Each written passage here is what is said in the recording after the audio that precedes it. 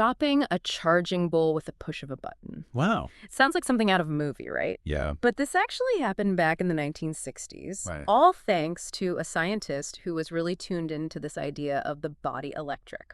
Interesting. So today we are diving into all those sources you gave me that explore this whole concept that our bodies are basically electrical at their core. Right. And what that means for our health and for healing. Exactly. And you know what's really cool? What's that? We've got like cutting edge research. Wow. We've got historical insights. Okay. We've even got this story about a psychologist who was working with soldiers Oh, wow. in Iraq and Afghanistan Yeah. who found this like surprising way to help them deal with stress and trauma Really? without using any drugs. That's fascinating. So what's the big takeaway here from all this? Well, I think the big takeaway is that it really challenges how we usually think about the body. Yeah. You know, and what it means to be healthy. We tend to focus a lot on the chemical side of things. Okay. But all these sources really emphasize that electricity is really running the whole show. Really driving everything. Yeah. So you mentioned EEGs and ECGs. Right. Those are tools that we're all pretty familiar with. They're measuring electrical activity in the body, right? Exactly. So does that mean that without those electrical signals, there's no life? That's exactly right. Wow. Every single process, every reaction in our bodies is powered by these electrical charges. Our senses, our movements, even our thoughts all depend on these electrical impulses. It's like a complex circuitry. Yeah, kind of like a living electrical grid. So like that bull experiment we talked about earlier. Yeah. That scientist, Jose Delgado. Oh, right. He was actually able to control the bull's behavior. Really? By stimulating specific parts of its brain with electricity. That's pretty amazing. That's a pretty dramatic demonstration. Yeah, it is. So if our brains and our nervous systems are all electrical, is there some kind of like master electrical field that's controlling everything? That's a really interesting question. I've heard of this idea of a biofield. Right. Is that kind of what we're talking about here? Yeah, the biofield is a really fascinating concept. Okay. It's this idea that all living things have this kind of electromagnetic field around them. Okay. And it acts like a blueprint for life. Huh. And, you know, figures like Paracelsus, even Isaac Newton, Wow. they were talking about this centuries ago. Really? But it wasn't really until the 20th century that scientists actually started trying to measure it. So did they actually find anything? Yeah. What did these biofield experiments show? Well, there was this guy named Harold Saxton Bloor. Okay. He was a real pioneer in this area. Uh-huh. He developed these incredibly sensitive instruments. Wow. That could detect these tiny changes in voltage around living organisms. What did he find? Well, he found that these voltage changes actually correlated with all sorts of different things. Like different physiological and mental states. So think growth development, even emotions. Wow. It all seemed to be reflected in the biofield. So you're saying like our feelings can actually influence our biofield? That's what the research suggests. That's pretty wild. It is. So what about when we get injured? Yeah. What happens electrically when we like break a bone or get a cut? Well, that's where the work of Robert Becker comes in. Okay. He discovered this thing called the current of injury. Okay. And it's this tiny electrical current that flows at the site of an injury. So like a little electrical signal is going off? Exactly. Interesting. And what's really interesting is that Becker believed that this current wasn't just a side effect of the injury. Okay. He thought it was actually a signal. Oh, wow. That triggered the body's repair mechanisms. So the body is using electricity to heal itself. That's the idea. That's fascinating. It is pretty amazing. So you know how some animals can actually regenerate limbs? Right, like salamanders. Yeah, exactly. Yeah. Did Becker ever look into that? He did. And what did he find? Well, he found that these animals actually had significant changes in voltage at the site of amputation. Wow. And get this, he actually managed to induce limb regeneration.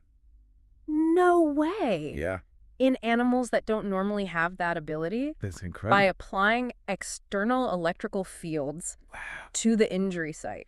It's pretty mind-blowing stuff. Wait, so he regrew limbs using electricity? That's essentially what he did. How did he even think to try that? Well, it all stems from this really deep understanding that he had of the body's electrical system. He saw this incredible potential for harnessing these natural currents to promote healing. And there was another researcher who shared this vision. Oh, yeah. His name was Bjorn Nordenstrom. Okay. He's a radiologist. And he really revolutionized how we look at the body's electrical circuits. Okay, I'm all ears. Tell me about Nordenstrom. Well, Nordenstrom had this idea that our bodies are essentially vast networks of electrical circuits, with the blood vessels and tissues acting as the wiring.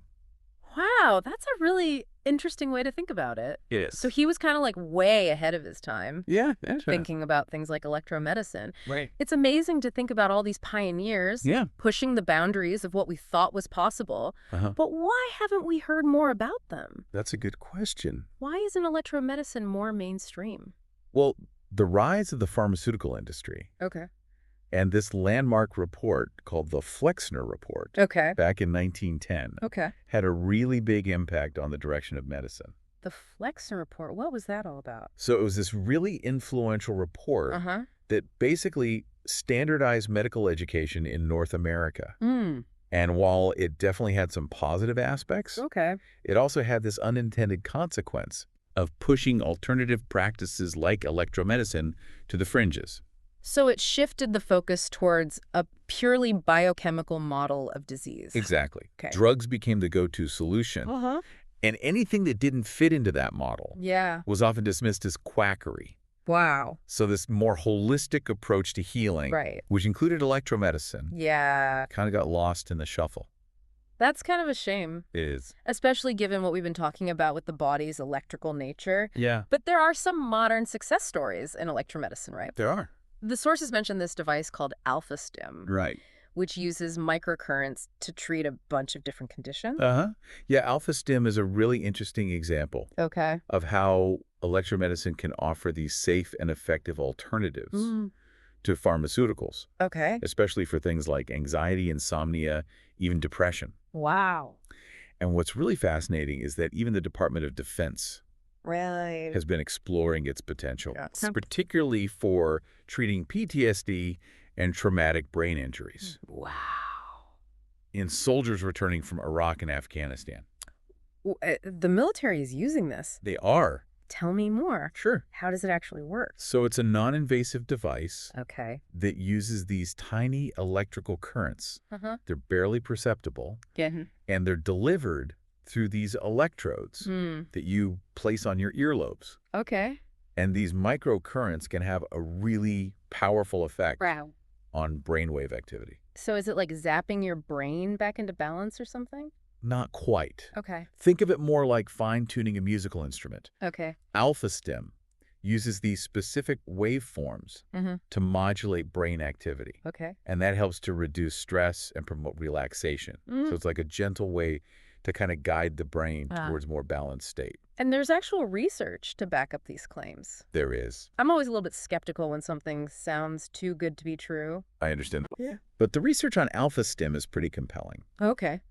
Placebo-controlled studies have actually shown that it's more effective than commonly prescribed antidepressants, and with far fewer side effects. That's incredible. Yeah, it is. Especially considering all the side effects that come with a lot of those antidepressants. Exactly. So what about electromedicine for more serious conditions? Like cancer, for example.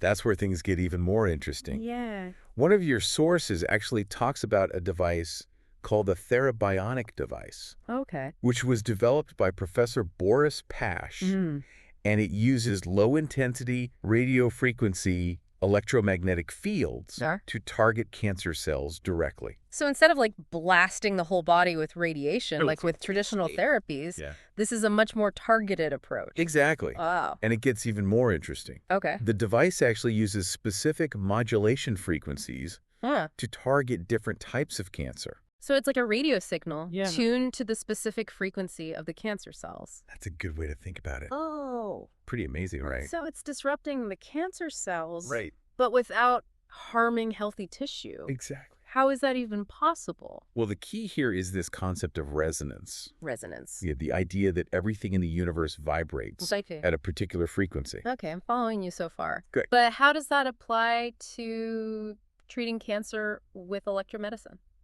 Well, there was this scientist named Abraham Leiboff. And he did some really groundbreaking work on something called ion cyclotron resonance. Ion cyclotron resonance. Yeah. And he discovered that specific magnetic field frequencies can actually cause ions within the body to resonate. Ions, remind me what those are again. So ions are basically charged particles. Okay. And they're involved in all sorts of cellular processes. And what Lieboff found was that by applying the right magnetic field frequency, you could actually influence the behavior of these ions. Okay. And potentially disrupt the growth of cancer cells. So it's like using a specific frequency to target and disrupt the cancer cells. Exact. That's mind-blowing. It is pretty amazing. But if this technology is so promising, why isn't it more widely used? Well, unfortunately, there are a few obstacles. Like what? So the pharmaceutical industry is a really powerful force. Okay. And they have a vested interest in maintaining the dominance of drug-based therapies. It's all about the bottom line, right? Unfortunately, that often seems to be the case. And we can't forget the power of marketing either. Right. We're constantly bombarded with messages that tell us we need a pill to fix everything. To fix everything from anxiety to low energy. Exactly. Yeah, it's hard to break free from that kind of thinking. It is. It's true, but I also feel like people are becoming more aware of the potential risks and side effects that are associated with a lot of medications. And they're starting to seek out alternatives, you know, wanting to understand the root cause of their health issues rather than just masking the symptoms. I think that's a very hopeful trend. Yeah. People are starting to recognize that they have agency. Okay. That they can make informed choices about their health. And as this awareness grows, I think the demand for safe and effective therapies like electromedicine is only going to increase.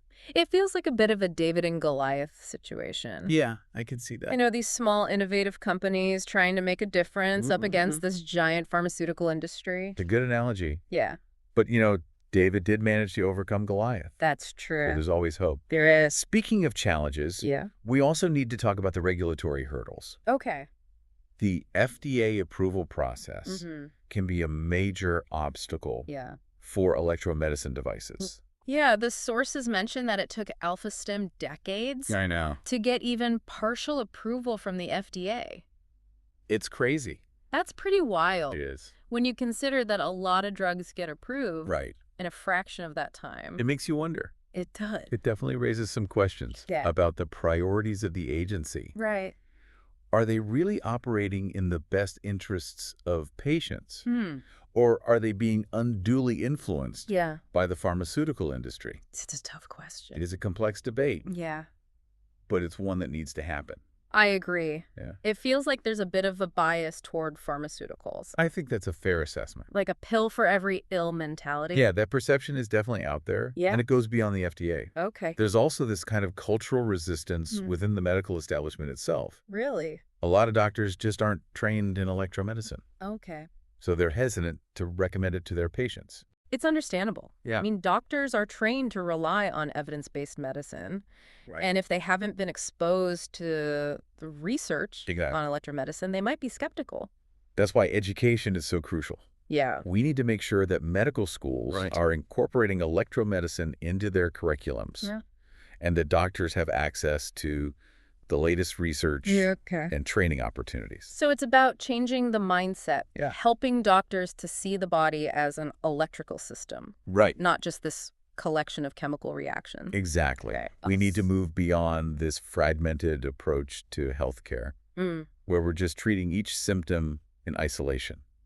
Okay. A more holistic approach recognizes the interconnectedness of our systems. Right. And electromedicine really fits perfectly within that framework. It's exciting to think about the possibilities. It is. But we also need to be realistic about the challenges. So how do we overcome the influence of the pharmaceutical industry? Right. The regulatory hurdles and the cultural resistance within the medical establishment. Yeah, it's a big challenge. Feels like a pretty daunting task. It is a big challenge, no doubt. Yeah. But I believe that change is possible. Okay. It starts with raising awareness. Okay. Educating ourselves and our healthcare providers about the potential of electromedicine.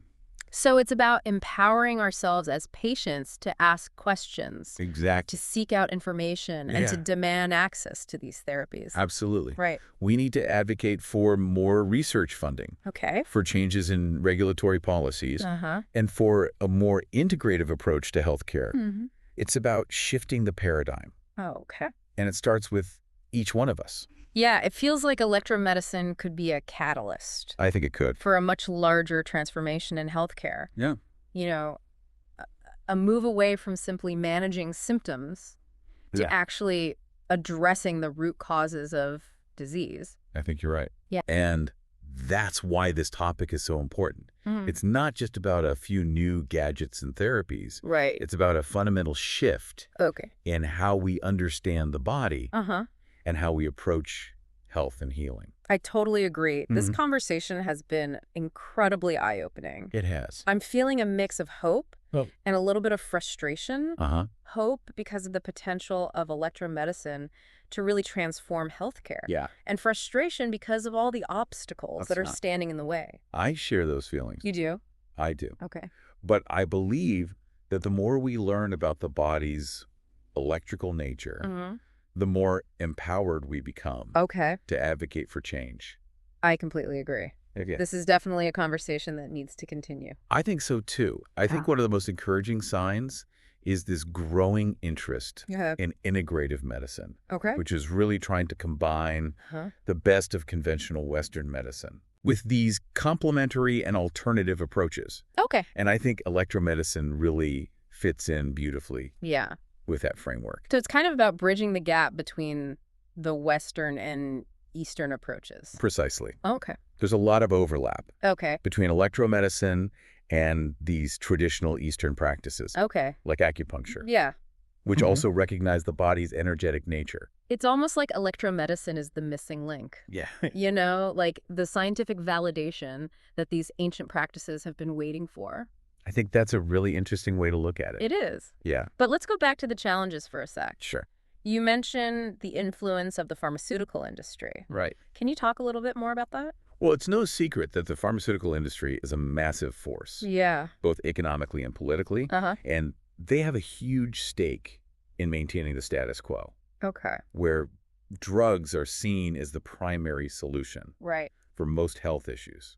You know, it's understandable, but it's also a little unsettling. It is. Like, if a drug-free therapy like Alpha-Stim starts to really gain traction, that could potentially threaten a lot of profits for them. Exactly. Yeah. And we can't forget about the power of marketing either. Right. We are constantly bombarded with these messages that tell us we need a pill to fix everything. For everything. It's true, but I also feel like people are becoming more aware. I agree.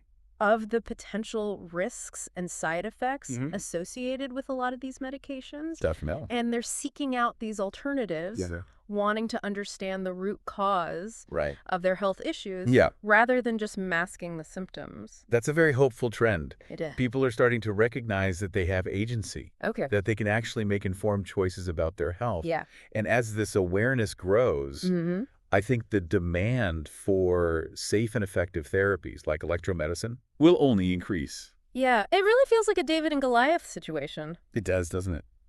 These small, innovative companies trying to make a difference up against this giant pharmaceutical industry. It's a great analogy. It is a good one. It's amazing to think about.